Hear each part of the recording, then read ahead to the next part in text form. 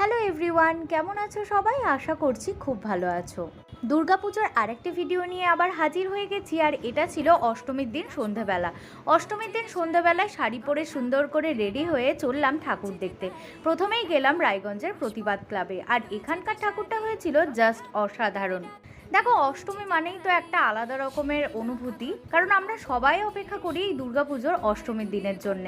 আর অষ্টমী ভোগ প্রসাদ ছাড়া কোনোভাবেই কমপ্লিট হতে পারে না, তাই ঠাকুর দেখতে গিয়েও আমরা মায়ের কৃপাতে ভোগ পেয়ে গেছি। আর তারপরে এসেছিলাম আরও একটা ঠাকুর দেখতে, যেখানে ওই বোর নিয়ে থিমটা হয়েছিল, আর এখানে মা দুর্গার সাজটা ছিল একদম অন্যরকম। আমার তো অপূর্ব লেগেছে। তারপর ওখান থেকে গেছিলাম একটা মন্দিরে, আর এখানেও মায়ের দর্শন করে একটু ছবি তুলে চললাম আমাদের কলেজপাড়া বাজারে ঠাকুরটা দেখতে। ঠাকুর দেখতে এসে এরমভাবে কেট মেরে একটা ভিডিও তুলবো না, সেটা কি হয় বলো?